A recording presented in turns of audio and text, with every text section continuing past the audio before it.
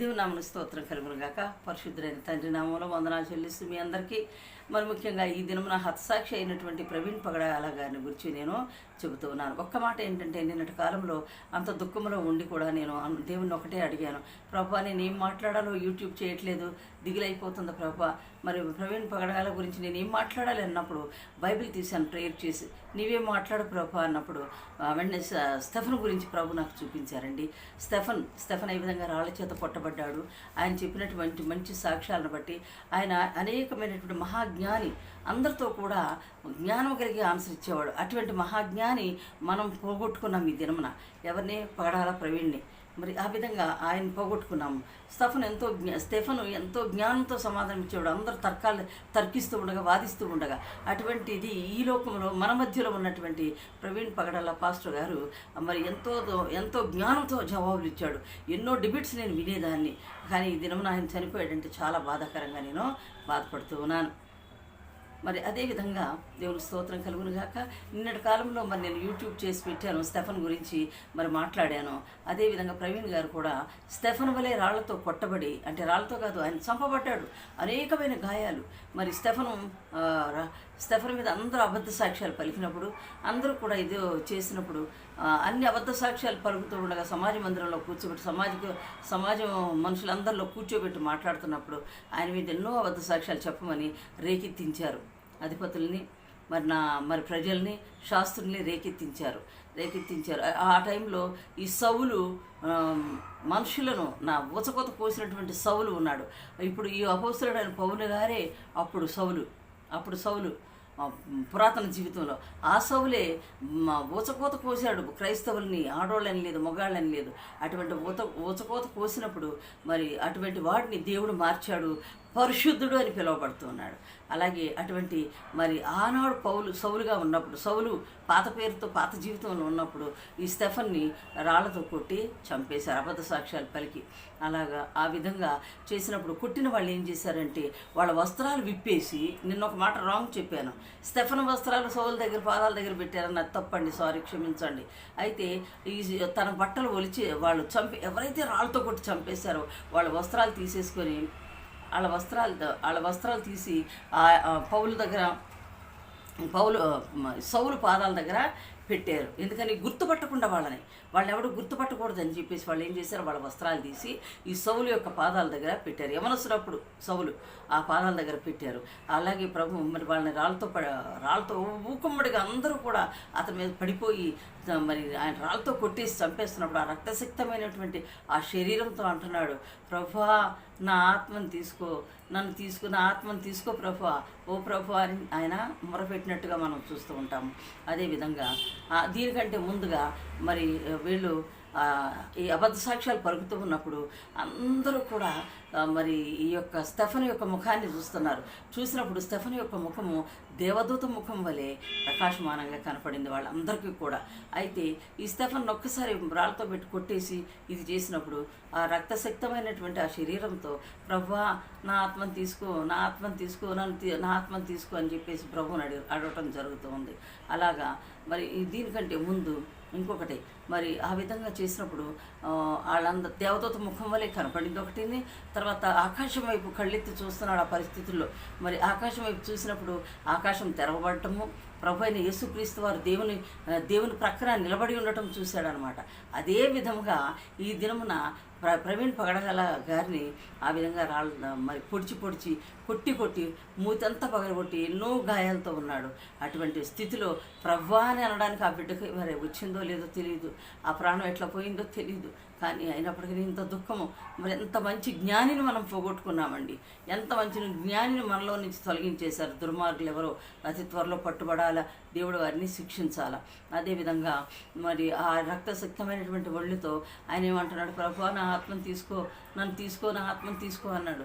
అదేవిధంగా మరి ఇంకొకసారి అంటున్నాడు, ప్రభువా ఈ పాపం వాళ్ళ మీద మోపొద్దయ్యా అని గట్టిగా కేకవేసి ఆయన మరణం చెందినట్లుగా మనము చూస్తూ ఉన్నాను. హతసాక్షుల జీవితాలు ఏ విధంగా ఉంటాయి చూడండి. హతసాక్షిని అయిపోయినా పర్వాలేదు, నన్ను ఎట్లకు చంపేస్తారు తెలిసి ఈ ప్రవీణ్ పగడాల పాస్టర్ ఒంటరిగానే ప్రయాణం చేశాడు. కానీ ఎస్కాట్లు కానీ మరి గన్మ్యాన్లు కానీ ఎవరిని ఎవరు కూడా వెంట పెట్టుకోకుండా వెంట లేకుండా వెళ్ళేవాడు, వెళ్తూ ఉన్నాడు. మరి అదేవిధంగా దేవునికి స్తోత్రం కలుగునుగాక. మరి హతసాక్షులు అంటే ఏ విధంగా చనిపోతారో ఇప్పుడు అందరూ చూస్తూనే ఉన్నారు. తర్వాత నెక్స్ట్ ఎవరు? అజయ్ బాబు అంటున్నారు. అజయ్ బాబు రోషం కలిగి దేవుని విషయంలో మాట్లాడుతూ ఉన్నాడు. దేవుని బిడ్డల్ని హింసిస్తూ ఉంటే అజయ్ బాబు ఎంతో మరి వేదంతో మాట్లాడుతున్నాడు. ఆ కుమారుడికి కూడా ఎటువంటి అపాయం రాకుండా మరి మనందరం ప్రార్థించాలి. విడవబడిన కుటుంబీకులు ప్రవీణ్ పగడాల పాస్టర్ యొక్క మరి వాళ్ళ యొక్క ఫ్యామిలీ, వాళ్ళ భార్య, బిడ్డలు, తల్లి, వాళ్ళందరినీ దేవుడు ధైర్యపరచులాగిన, ఓదార్చులాగిన మనం అనునిత్యము ప్రార్థనలో ఉండవలసిన వారమై ఉంటూ ఉన్నాము. దేవాది దేవునికి స్తోత్రాలు చెల్లిస్తూ ఉన్నాను. మరొకసారి ఇంకొక మాట మరి చూసినట్లయితే మరి ప్రవీణ్ పగడాల గారి గురించి ఎంతో చెబుతూ ఉన్నారు.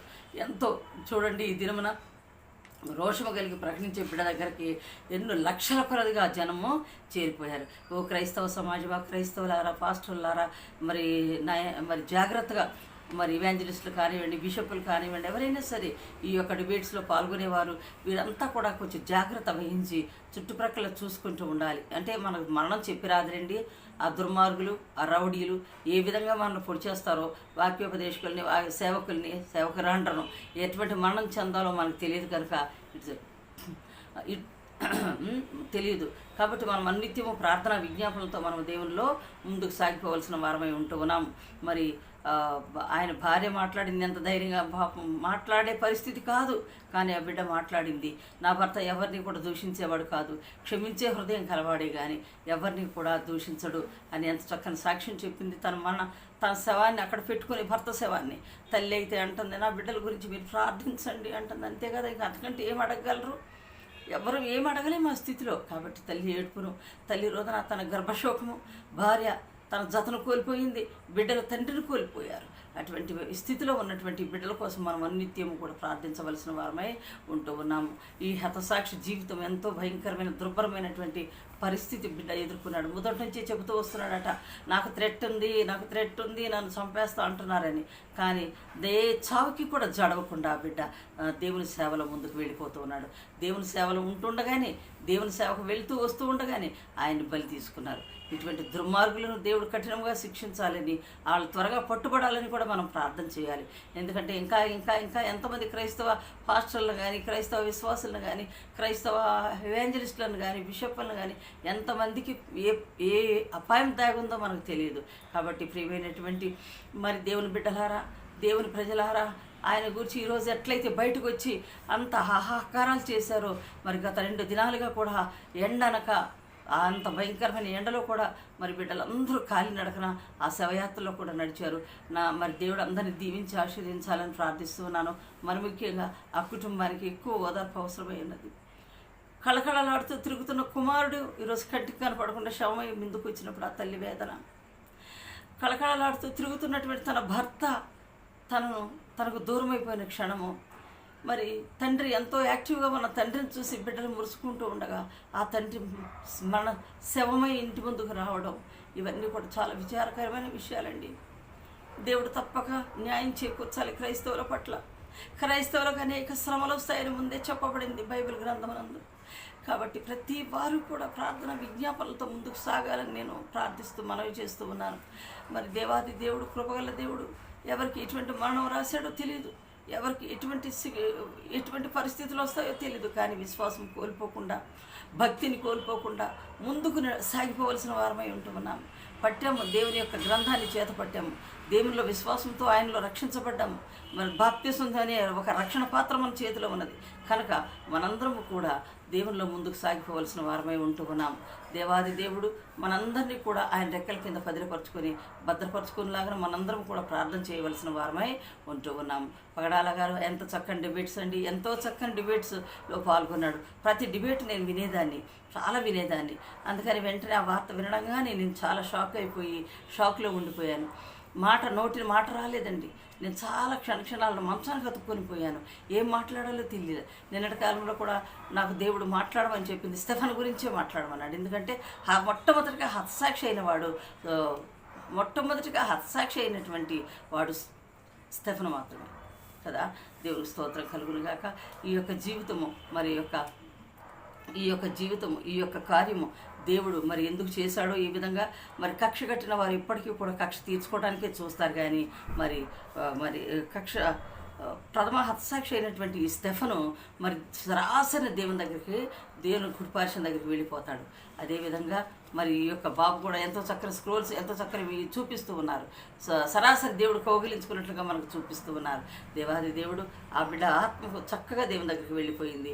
అలాగే మనందరం భక్తిలో జాగ్రత్తగా దేవునితో సిద్ధపడి మనం ఎప్పుడూ కూడా అనిత్యము ప్రార్థన విజ్ఞాపనలతో జీవించవలసిన వారమై ఉంటూ ఉన్నాం.